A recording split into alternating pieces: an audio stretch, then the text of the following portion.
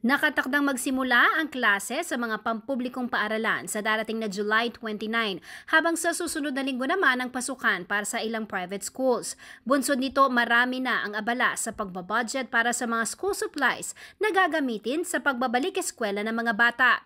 Kaugnay nito, naglabas ng gabay sa pamimili ang Department of Trade and Industry na naglalaman ng listahan ng recommended retail prices. Layo nito na matulungan ng mga consumer na makahanap ng produkto na may reasonabling presyo at para maiwasan na din ang overpricing. Batay sa DTI price list, mabibiling isang notebook mula sa halagang 11 pesos and 80 centavos to 52 pesos. Ang pad papers naman nasa 9 pesos and 50 centavos hanggang 25 pesos ang presyo. Sa halagang 11 to 17 pesos naman, makakabili na ng lapis habang 3 pesos to 21 pesos naman ang ballpen. Ang crayons mabibili sa halagang 12 pesos hanggang 114 pesos, depende sa laki at dami ng kulay. Ang pambura o eraser nasa 4 pesos and 50 centavos hanggang 20 pesos ang presyo. Ang pantasa naman may mabibili sa halagang 19 pesos hanggang 69 pesos, habang 16 to 29 pesos naman ang presyo sa ruler. Marami raw pagpipilian na brand ang mga consumer, depende sa kanilang budget. Bababang presyo doesn't mean na yung low quality ang kukunin mo eh. Kasi you still have to consider yung quality ng paper. Minsan yung quality ng paper naman, that relates to yung presyo. Gusto mong kwalidad, medyo mataas yung kunin mo. Gusto mo yung kakayanin mo ng budget, siyempre budget-wise yan eh. Kung anong kakayanin ng laman ng wallet ng isang magulang. So, make sure yung mga magulang kung anong presyong bibili nila for the notebooks, for the pad paper ng kanilang mga anak. Paalala pa ni Edna Dizon, ang OIC Regional Director ng DTI Central Luzon, na maging mapanuri sa materyales ng mga bibilhing school supplies. Mayroon daw kasing iba na may halong toxic chemicals, lalo na yung mga pangkulay. Kailangan maging aware din yung mga magulang, no? Kasi minsan yung bata, lalo na yung mga preschool, yung sinusubo, so kailangan din yun. So may mga standards din sa mga titingnan natin sa mga crayons, and the FDA is strictly monitoring those. Tapos yung proper advisory sa mga consumers, gabayan natin sila kung anong dapat nilang tignan sa mga ganitong klaseng materials. May paalala din ang DTI sa mga retailer.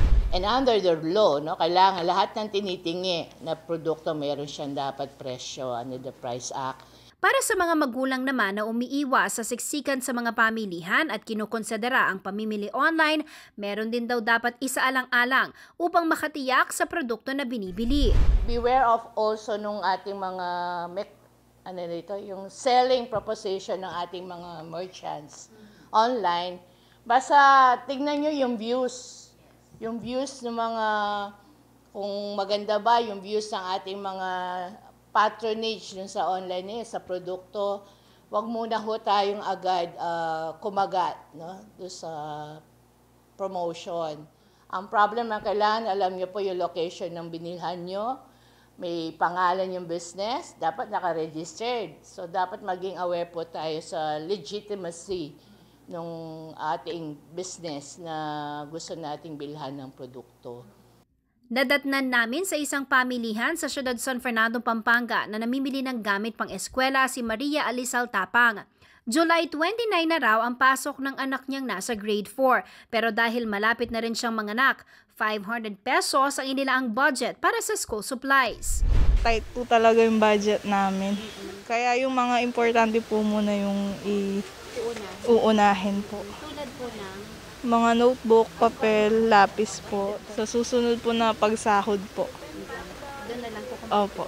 Ang biniling notebook, crayons, glue, lapis, ballpen, papel, folder at pambura umabot ng 452 pesos. Pasok sa budget at may sukli pa. 3 anak naman ang kailangan bilhan ng school supplies ni Nanay Rochelle. Didiskardihan na lang daw niya ang budget na 3,000. Unti-unti ko lang para maano lang sila, mabilan lahat.